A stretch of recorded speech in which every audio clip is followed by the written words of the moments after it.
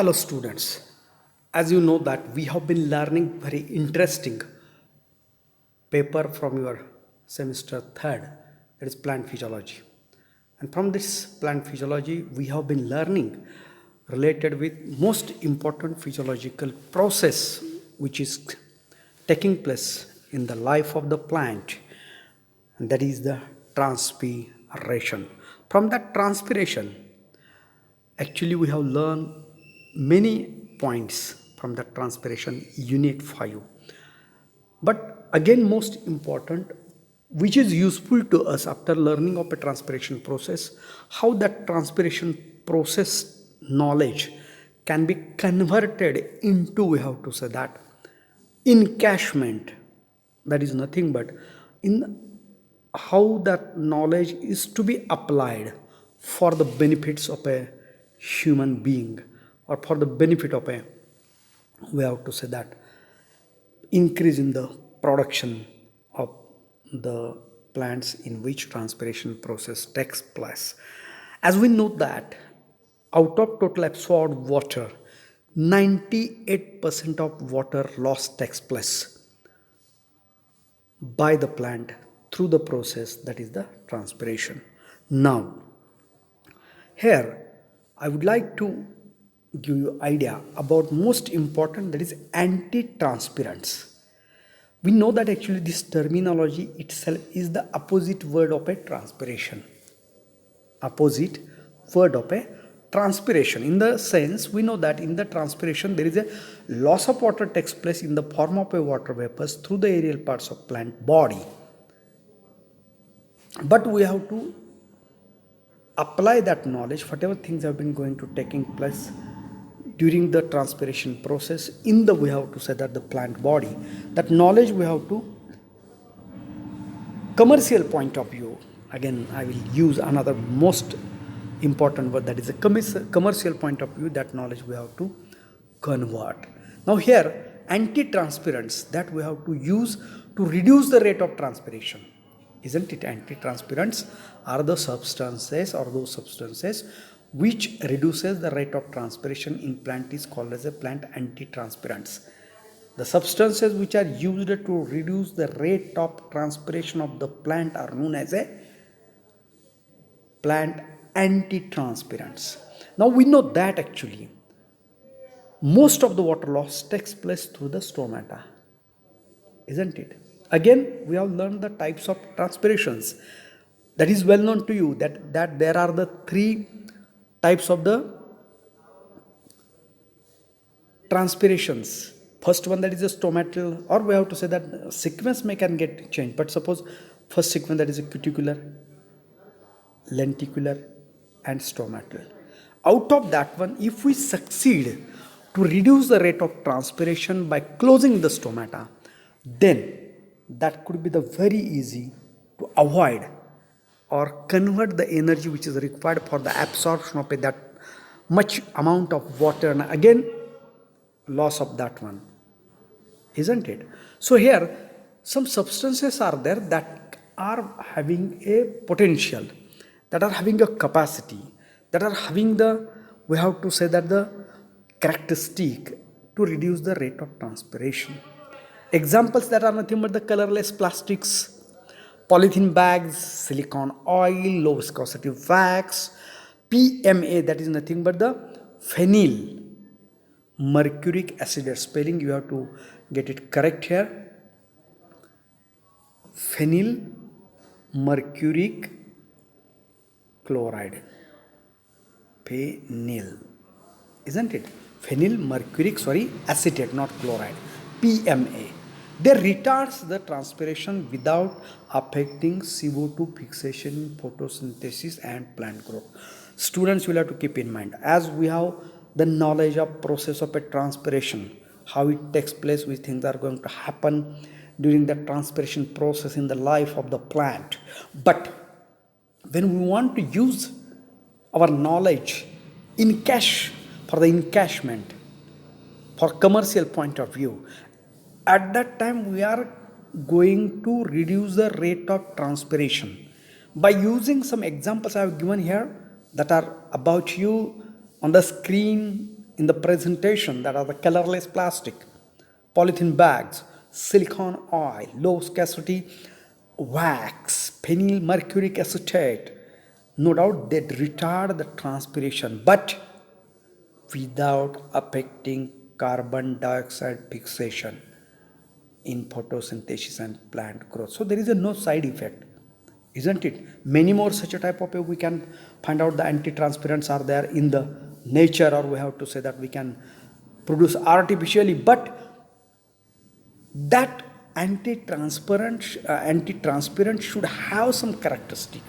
salient features that could be the only able to reduce the rate of transpiration without having any type of a damage to the most important, that is nothing but the process, that is a photosynthesis, and again we have to say that the growth, isn't it? So anti-transpirant are nothing but those substances which reduces the rate of transpiration. The example I have put about you: colorless plastic, polythene bags, silicone oil, low viscosity wax, PMA, phenyl mercuric acetate. Now, again there are the types of anti-transpirants. Depend upon, we have to say that, how they reduces the rate of transpiration, which type of mechanism is there, isn't it? So along with that one, or by considering these points, there are three types of anti-transparent. First one, stomatal closing type. So another is a film forming type, and third one, that is a reflectance type. In the sense, these type name itself gives us idea what they have been doing. Now first one, suppose we will take into consideration stomatal closing type. Definitely the whatever the substances used by us to reduce the rate of transpiration, that are going to close the stomata, and by closing the stomata, rate of transpiration is reduced. Second is a film forming type. In the sense, specific film is formed about the, or on, we have to say that, such a type of part on the cuticle, isn't it, on lenticels. So once film is formed on this type of a structure through which actually transpiration takes place, so that type of anti-transpirants are known as a film forming types, isn't it? When we spray that one, they will form the film. Reflectance are definitely reflection takes place. So we know that whenever sunlight is there, that sunlight increases the body temperature of the plant, and that results into the increase in the rate of transpiration. Suppose reflectants are used, then what can happen? Most of the light can get reflected, and only few, we have to say that, or some we have to say that, can be used, can be reaches up to the stomata or cuticle or lenticels, and through which the transpiration can take place, but the rate can be reduced with the help of reflectance type, that is well known to us. Now, first most important, that is the stomatal closing type. As already I have said to you, these type of anti-transpirants are going to change the size of stomata pore, that is a stoma or stomatal aperture. They are making small. So definitely when small area is there, through small area, transpiration rate can reduce. So fungicide is phenyl mercury chloride, that can be used. Again, herbicide, atrazine in a lower concentration serves anti-transpirant by inducing stomata closing. So we know that atrazine can be, but in a low concentration. Higher concentration, that can damage the plant, that can damage the stomatal activity thoroughly, permanently, and persistent damage is not should not take place by any type of a anti-transpirants which are used for stomatal closing or decreasing rate of transpiration. Now, this reduces the photosynthesis. Which one? Atrazine. PMA was found to decrease the transpiration than photosynthesis. So we have to say that some characteristics of this anti-transpirants, stomatal closing type of anti-transpirants are there. So abscisic acid also induces the closure of the stomata. So why actually, as already I have said to you, commercial, encashment, all sort of the things. Because my friends, if rate of transpiration reduces, definitely that may indirectly will help to increase the yield of plant, isn't it? Yield of plant. That's why I have used the word that is a commercial. Now second type, film forming type, plastic and waxing material which form a thin film on the leaf surfaces result in the reduction of a transpiration rate. Whenever leaf, we know that we have studied the factors affecting on the rate of transpiration. As leaf size increases, definitely rate of transpiration increases, but no doubt that much leaf size is there, but that is coated with some waxing material with the help of a thin film is there, so definitely they will result in the reduction of a transpiration rate. So such a type of a examples of antitranspirants are nothing but the silicon oil, ethyl alcohol, polyvinyl chloride, polyethylene and polypropylene. These are the examples of a film forming type of a antitranspirant which can be used on commercial point of view to reduce the rate of transpiration, results into increase in the yield of the plant, isn't it?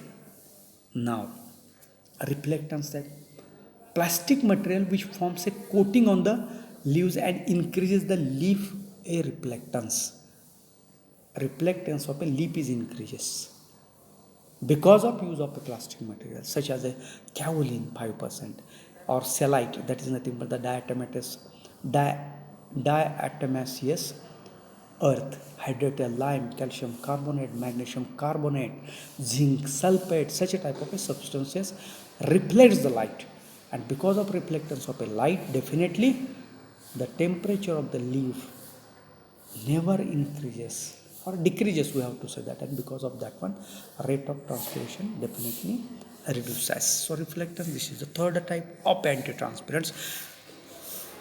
Now, which type of characters? Already at the time of teaching or giving you idea about this topic, I have given you idea which type of characters should be with that antitranspirants. So first one, that should be a non-toxic one. Suppose we have used either of a stomatal closing or a thin film forming or a reflectance type, and suppose that is a toxic one to the plant or to the farmer also. So then what is use of all these things? So definitely the anti-transparent should possess the characteristics. That is it should be a first, that is a non-toxic. Again, non-permanent damage to the stomatal mechanism, no doubt. Stomatal closing takes place, stomata aperture, we have to say that the size decreases, but that could be for some time or for few days or for a few weeks.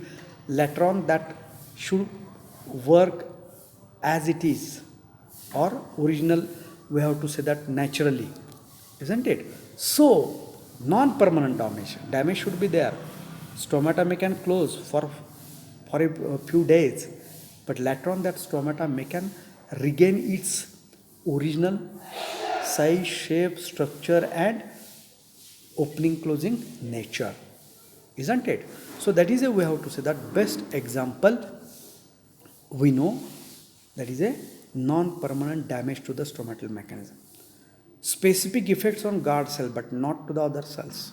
We know that opening and closing is under the control of a guard cell. We have studied the structure, of a stomata, and in that structure of a stomata we have got idea about nothing but the aperture, closing, opening depends upon or under the control of a principal two cells, that are the guard cells, isn't it?